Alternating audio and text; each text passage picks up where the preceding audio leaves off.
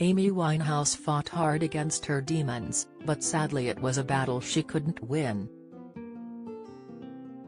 The iconic star, who would have been 39 today, died in July 2011 from alcohol poisoning aged just 27. Despite a period of abstinence, Amy had once again started drinking shortly before she was found dead at her home in Camden, North London on 23 July.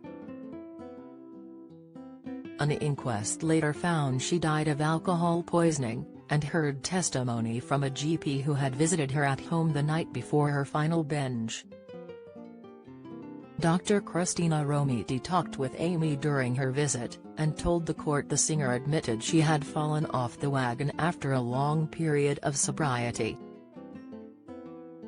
For more of the news you care about, straight to your inbox, sign up for one of our daily newsletters here. Dr. Romiti revealed the star had been prescribed a medication called Librium to help her deal with alcohol withdrawal symptoms. However, despite her frailty, Amy refused any mental health support and drive. Romiti told the court it was because the star feared it could affect her creativity.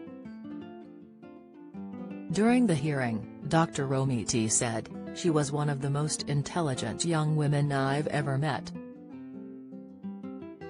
She was very determined to do everything her way, including her therapy. She had very strict views on that." Describing Amy's demeanor on the night before she died, drive. Romiti said the singer appeared calm and somewhat guilty and was tipsy but able to hold a conversation. She said Amy confessed that she'd started drinking again on July 20, just 3 days before her death. When asked if she was planning to give up booze again, the medic told the court Amy answered, "I don't know."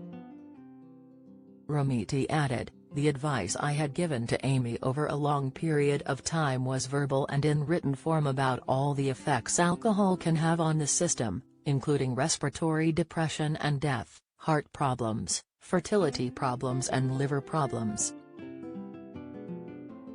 But in a heartbreaking final comment to Dr. Romiti, Amy accepted the seriousness of her condition and desperately confessed, "I don't want to die." During the inquest at St Pancras Coroner's Court in London, Assistant Deputy Coroner Suzanne Greenaway concluded that Amy had died from accidental alcohol poisoning. The official verdict was given as death through misadventure. Greenaway said, "She had consumed sufficient alcohol and the unintended consequence of such potentially fatal levels was her sudden and unexpected death." The court heard Amy's blood had 416 milligrams of alcohol per 100 milliliters, well over the 350 milligrams which is recognized to be fatal. Police officers also found 3 empty bottles of vodka in her home. Amy's body was found by her live-in security guard Andrew Morris, who said she had spent her last night in her bedroom watching TV and listening to music. He went to check on her at 3 p.m. the following day and discovered she was not breathing and had no pulse. Due to an administrative error, a second inquest had to be held in 2013 and reached the same conclusion as the first. Meanwhile, Amy's dad Mitch claimed Hess had numerous visits from the singer, explaining how he often finds her ghost sat on the end of his bed at his home in Kent. "She does come back, not physically, but spiritually, all the time. I could not begin to tell you how much she is around, there are lots of strange happenings," he told The Sun. "Her spirit comes and sits on the end of my bed. She just sits there and it looks just like her with her beautiful face and she looks at me." Admitting that her presence makes him nervous, Mitch said he always asks if she's okay. and he also believes that she's been to visit him and his wife Jane in the form of a blackbird, like the one she had tattooed on her arm. According to Mitch, he was at his sister's house just a week after Shed died when the bird flew into the glass with a thud.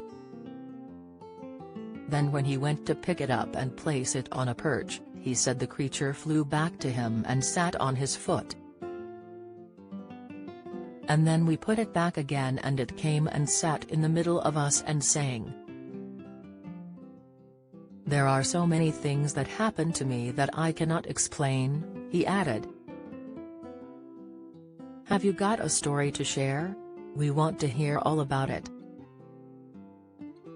Email us at yourmirror@mirror.co.uk.